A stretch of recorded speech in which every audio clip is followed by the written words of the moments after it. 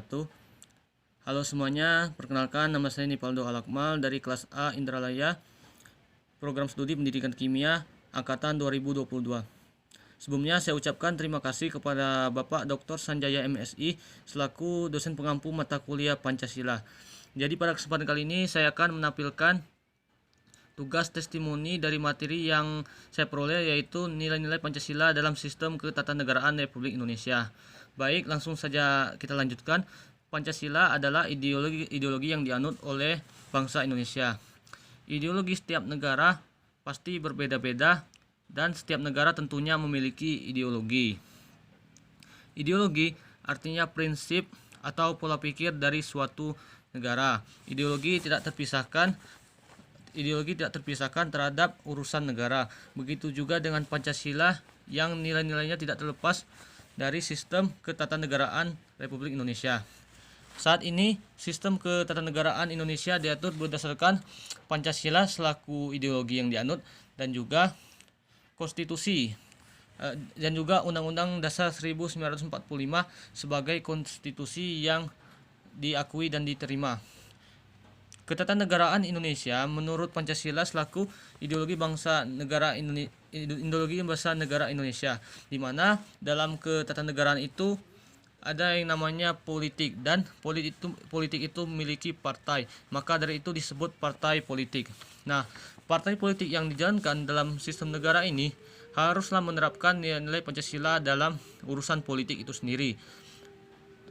Misalnya dalam sila pertama, sila ketuhanan. Nah, partai politik harus menerapkan nilai ketuhanan dalam urusan politik.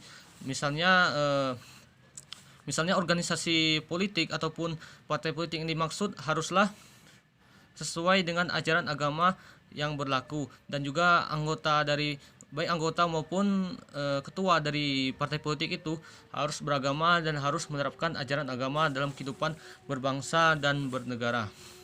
Kemudian nilai kemanusiaan, di mana dalam bidang politik haruslah dalam sikap yang memanusiakan manusia, di mana kita harus menghargai orang lain, tidak mengambil hak orang lain, dan memberikan hak pada seseorang secara tepat.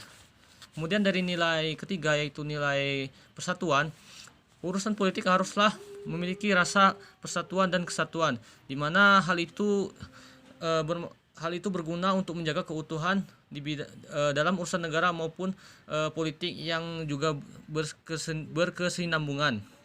Dengan adanya nilai kesatuan, maka tidak ada perpecahan yang dapat mengakibatkan sistem ketatanegaraan Indonesia menjadi tidak stabil. Kemudian nilai yang keempat, yaitu nilai kerakyatan, di mana partai politik itu haruslah bijak dan setiap masalah yang terjadi haruslah diselesaikan secara musyawarah dengan kesepakatan bersama, sehingga tidak ada pihak lain yang dirugikan. Lanjut ke nilai sila terakhir, yaitu keadilan, di mana dalam urusan politik itu juga harus adil dalam membuat keputusan, dan juga misalnya dalam memberikan hukuman terhadap seorang yang melanggar, sehingga hukuman yang diberlakukan tidak berat sebelah dan tidak merugikan suatu pihak. Selain dari politik, urusan ketatanegaraan juga berkaitan dengan warga negara, di mana warga negara juga tidak terlepas dari nilai-nilai Pancasila. Setiap warga negara Indonesia haruslah menerapkan nilai-nilai Pancasila dalam kehidupannya sehari-hari.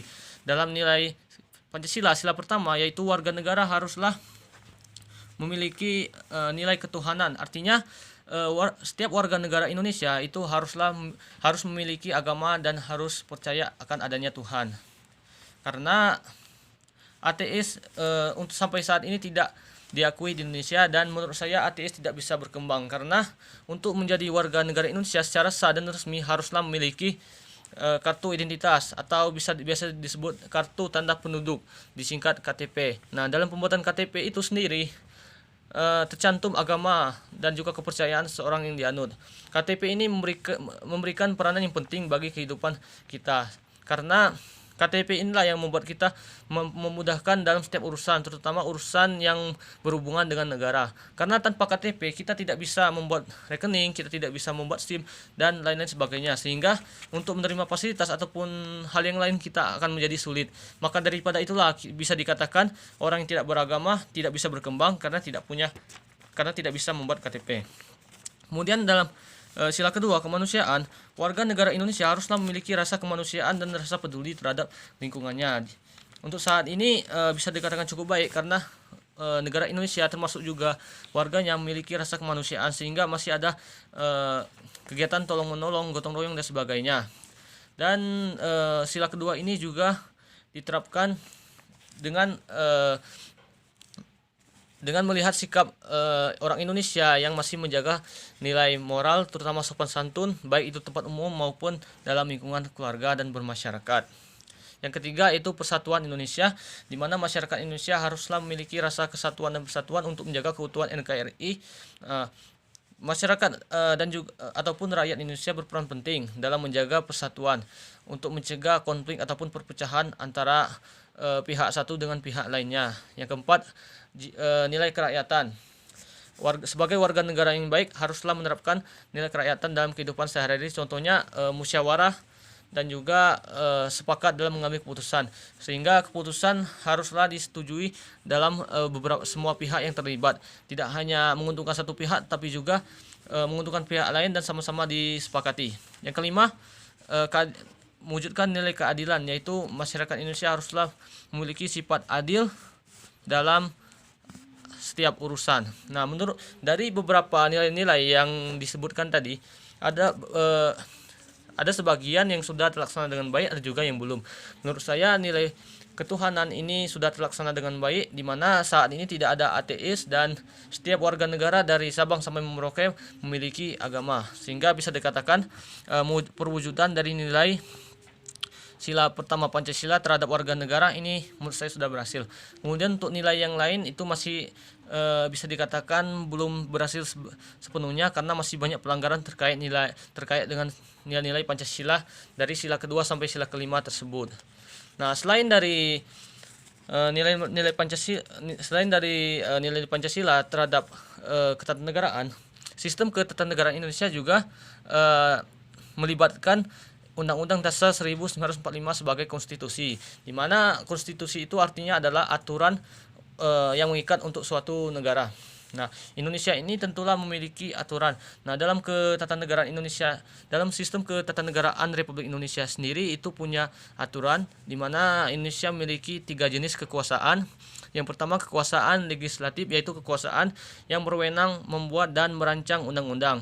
Nah, kekuasaan ini diisi oleh jabatan DPR, diisi oleh anggota MPR yang terdiri dari anggota DPR dan DPD. Kemudian yang kedua ada kekuasaan eksekutif. Kekuasaan ini berwenang untuk menjalankan undang-undang. Kekuasaan ini diisi oleh presiden, wakil presiden, dan menteri-menteri. Dan yang ketiga adalah kekuasaan yudikatif, di mana kekuasaan ini berwenang untuk mengadili setiap perkara ataupun pelanggaran terhadap undang-undang. Nah, kekuasaan ini diisi oleh Mahkamah Agung dan Mahkamah Konstitusi. Selanjutnya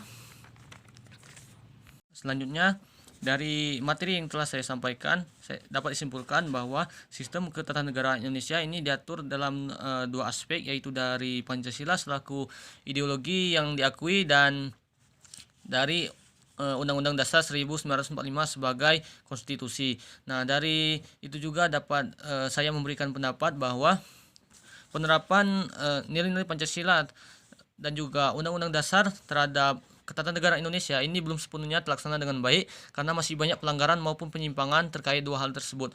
Misalnya penyimpangan terhadap hak dan kewajiban, masih banyak warga negara Indonesia yang melanggar terkait hak dan kewajiban, mungkin karena masih awam dan juga tidak mengerti bagaimana konsep dan hak terkait hak dan kewajiban. Mungkin sebagian orang pikir sebagian mengatakan bahwa kita memperoleh hak setelah melaksanakan kewajiban, dan menurut saya itu benar. Yang keliru dari sini adalah penempatan dari kosakata itu sendiri, di mana namanya hak dan kewajiban. Seharusnya itu kewajiban dan hak. Karena jika hak dan kewajiban, maka orang awam akan bingung dan berpikir kita memperoleh hak dulu baru melaksanakan kewajiban. Padahal tidak seperti itu. Kita harus melaksanakan kewajiban terlebih dahulu, baru kita memperoleh hak. Misalnya sebagai guru, kewajiban guru adalah mengajar, membimbing, dan mendidik. Hak guru adalah mendapatkan gaji. Maka tidak mungkin guru digaji terlebih dahulu baru mau mengajar, baru mau mendidik.